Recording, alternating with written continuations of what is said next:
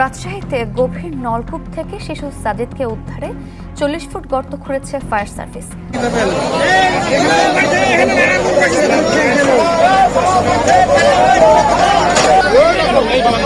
ঘটনাস্থলে আছেন সহকর্মী রাকিবুল হাসান, সরাসরি যুক্ত হচ্ছে তার সাথে। রাকিব, শিশুটির বর্তমান পরিস্থিতি সম্পর্কে জানাবেন। আর ফায়ার সার্ভিসের কর্মীরা জানিয়েছেন যে মাটি কাটতে অনেকটা বেশি সময় গেছে, ফলে এজন্যই উদ্ধার অভিযান অনেকটা দেরি হয়ে গেছে। প্রিয় দর্শক, আপনারা এটা শুনে সব থেকে অবাক হবেন যে 250 থেকে 300 ফিট একটি নলকূপের মধ্যে গত 21 ঘন্টা যাবতে বাচ্চাটি আটকা থাকে। তো দীর্ঘ 21 ঘন্টা যাবত ফায়ার সার্ভিসের 3টি ইউনিট অক্লান্ত পরিশ্রম করার পরে কিন্তু তারা এখন একটা ভালো একটা খবর আমাদের সামনে নিয়ে আসে। চলুন আমরা তাদের মুখ থেকে শুনে আসি যে তারা এই যে 21 ঘন্টা যাবত কিভাবে চেষ্টা চালিয়েছে এবং এই যে নলকূপের ঠিক কিছুটা দূর থেকে এই যে খনন করে তারপর সুড়ঙ্গ করে নলকূপের কাছে গিয়ে তারা যে রেজাল্টটা পাইছে। সম্পূর্ণ ভিডিওটা দেখলে আপনারা বুঝতে পারবেন যে ফায়ার সার্ভিসের টিম কিভাবে কাজ করছে এবং কিভাবে উদ্ধার কাজ চালাইছে। যারা আমার চ্যানেলে নতুন, এখনো চ্যানেলটি সাবস্ক্রাইব করে না, অবশ্যই চ্যানেলটি সাবস্ক্রাইব করে রাখবেন যাতে এরপর নতুন ভিডিও আসলে সবার প্রথমে আপনার সামনে যায়, এবং ভিডিওতে লাইক দিয়ে রাখবেন। চলুন প্রথমে আমরা ফায়ার সার্ভিসের মুখ থেকে একটু শুনে আসি, তারপরে ভিডিওর পরের অংশ আমরা শেষের দিকে দেখে নেব যে আসলে উদ্ধার কাজ কিভাবে চালাচ্ছে। চলুন প্রথমে আমরা ফায়ার সার্ভিসের মুখ থেকে একটু শুনে আসি। আপনারা জানেন গতকাল একটা 5 মিনিটে এই দুর্ঘটনা ঘটে। 2 বছর বয়সের একটা বাচ্চা, এখানে 12 ইঞ্চি ডায়া বিশিষ্ট একটা পাইপ ছিল, সেই পাইপটা উঠানোর পরে পাইপের গর্তটা রয়ে গেছিল। সেই গর্তের ভিতর আমরা জানতে পেরেছি যে 2 বছর বয়সের একটি ছোট বাচ্চা ওই পাইপের ভিতর ঢুকে যায়। ঢুকে গেলে আমরা সংবাদ পাওয়ার সঙ্গে সঙ্গে আমরা প্রায় ওই 20-24 ঘন্টার মতো আমরা 8টি ইউনিট অক্লান্ত পরিশ্রম করে আমরা উদ্ধার তৎপরতা আমরা চালাচ্ছি। এই বিষয়ে স্থানীয় জনসাধারণের যথেষ্ট সহযোগিতা পেয়েছি, স্থানীয় প্রশাসনের, বিশেষ করে ইউনো স্যার আপনাদের সহযোগিতা, সর্বোপরি আমাদের মহাপরিচালক মহোদয়, তিনি অত্যন্ত তৎপর, সারা রাত তিনি ঘুমান নাই, তিনি আমাদেরকে প্রয়োজনীয় দিক নির্দেশনা টাইম টু টাইম আমাদেরকে দিচ্ছেন। আমাদের ডাইরেক্টর স্যারেরা আমাদেরকে প্রয়োজনীয় দিক নির্দেশনা দিচ্ছে। আমরা 2টা এক্সকেভেটরের সাহায্যে আমাদের লোকজন সহ আমরা পাইপের গোড়া আনুমানিক আমরা 25-30 ফিটের মতো আমরা খুঁড়তে সক্ষম হয়েছি। আশা করি যে আর 5 ফিট খুঁড়লে আমরা একটা ভালো রেজাল্ট পেতে পারি। তবে এত দেরি আপনারা দেখতেছেন যে এক্সকেভেটর দিয়ে কাজ করা হচ্ছে, সেখানে মানে আমরা যথেষ্ট আপ্রাণ চেষ্টা করতেছি কাজটা তড়িৎ শেষ করার জন্য, উদ্ধার করার জন্য আর কি। এখানে একটু রিক্সের একটা বিষয় আছে, পাশে একটা পুকুর আছে, পুকুরের পানি যেন কোনো অবস্থাতেই আমরা এক্সকেভেটর দিয়ে যে গর্ত করতেছি সেটা যেন না আসে, সেদিকেও আমাদেরকে সজাগ দৃষ্টি রাখতে হচ্ছে। সর্বোপরি আমরা আপ্রাণ চেষ্টা করছি সকলের সহযোগিতা নিয়ে আমরা যেন ইনশাল্লাহ একটা ভালো রেজাল্ট আমরা নিয়ে আসতে পারি। আপনি বিলম্বের কথা বলছেন, আসলে বিলম্বের না, এই কাজ করতে এইটুক সময় আমাদেরকে অবশ্যই দিতে হবে। আমাদের মহাপরিচালক মহোদয় সহ সকলে আমাদের অধিদপ্তর থেকে আমাদের টাইম টু টাইম প্রয়োজনীয় দিক নির্দেশনা দিচ্ছে। স্থানীয় ইউনো স্যারের সঙ্গে আমি কথা বলেছি, স্থানীয় লোকের যথেষ্ট সহযোগিতা পেয়েছি, আপনাদের সহযোগিতা আমরা পেয়েছি। আর আমরা যতটুকু জানি যে 12 ইঞ্চি পাইপটা উঠানোর পরে যে গর্তটা আছে, এই গর্তটার মধ্যে আমরা 6 ইঞ্চি একটা পাইপ দিয়েছি। পাইপটা আনুমানিক 30-35 ফিট যাওয়ার পরে পাইপটা আর নিচে নামে নেই। সুতরাং এটাকে আমরা আশাবাদ ব্যক্ত করছি যে আমরা এই 35 ফিট বা 30 ফিট খনন করতে পারলে আমরা একটা ভালো রেজাল্ট আসবে বলে আমরা মনে করি এবং সবাই আশাবাদ ব্যক্ত করছেন। সবাই এখানে উপস্থিত আছি।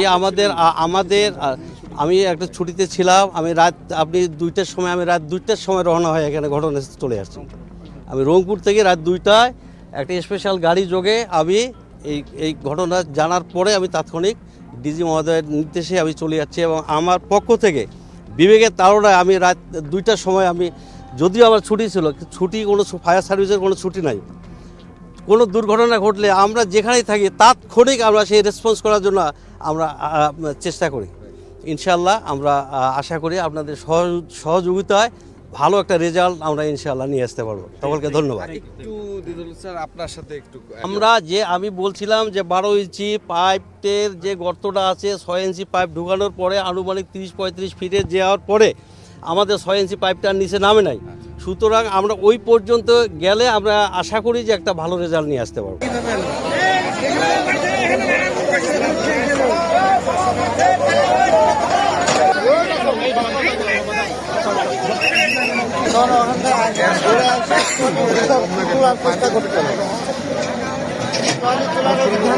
খাওয়া লাগছে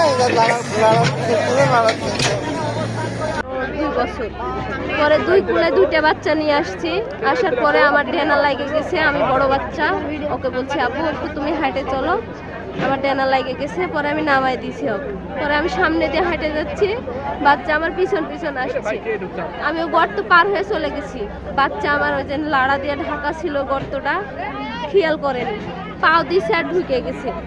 আমি মামা করে ডাকছে, আমি পিছন ঘুরে দেখছি আমার বাচ্চা নাই, মামা করে ডাকছে। আমি বলছি পড়ে গেছে নাকি কোনখানে, পিছন ঘুরে দেখছি ও গর্তের থেকে মামা করে আমাকে ডাকছে। আমি আর পারিনি গর্তের থেকে করতে। তারপরে আমি বাচ্চা আমার কোলে আছে 3 মাসেরটা, আমি বাচ্চা নিয়ে কান্দাকাটি শুরু করছি যে আমার বাচ্চা নিচে নেমে চলে গেল। পরে যাই যে জায়গা থেকে শুনিছে সবাই ছোটাছুটি করে দৌড়ে আসছে, আসে দেখছে ওই কিভাবে তুলবে, ওটা তো নিচে চলে গেছে।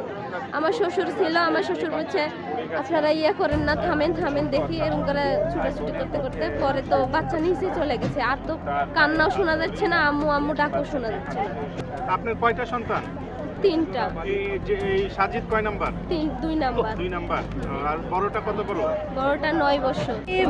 আপনারা যেটুকু জানেন আমরাও মোটামুটি সেটুকুই জানি যে একটা বাচ্চা এখানে পড়ে গিয়েছে এবং সাথে সাথে ফায়ার সার্ভিস এখানে এসেছে। ফায়ার সার্ভিস এসেই তাদের উদ্ধারের কার্যক্রম চালাচ্ছে এবং ফায়ার সার্ভিস এটা নিশ্চিত অনেকটা বোধহয় হয়েছে যে বাচ্চাটা ভিতরেই আছে।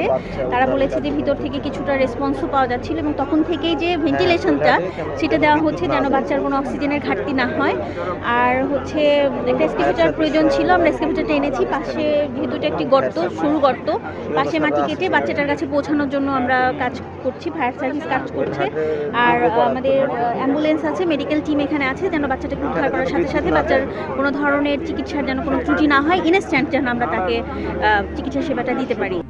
প্রিয় দর্শক, অসংখ্য অসংখ্য ধন্যবাদ সবাইকে সম্পূর্ণ ভিডিওটি দেখার জন্য। আপনারা সম্পূর্ণ ভিডিওটি দেখার পর অবশ্যই বুঝতে পারছেন যে প্রথমে একটি গর্ত করা হয়, ওই গর্তর মাধ্যমে নিচ থেকে সুড়ঙ্গ করে পাইপের কাছে যাওয়া হয়, কিন্তু 30 থেকে 35 ফুট খনন করার পরেও কিন্তু বাচ্চাটির সন্ধান এখনো পাওয়া যায়নি। তারা আশাবাদী যে আসলে আর 5 থেকে 7 ফুট বা দেখা যায় 10 ফুট খনন করলে হয়তো ভালো কিছু সন্ধান পাওয়া যাবে বা ভালো কোনো খবর পাওয়া যাবে।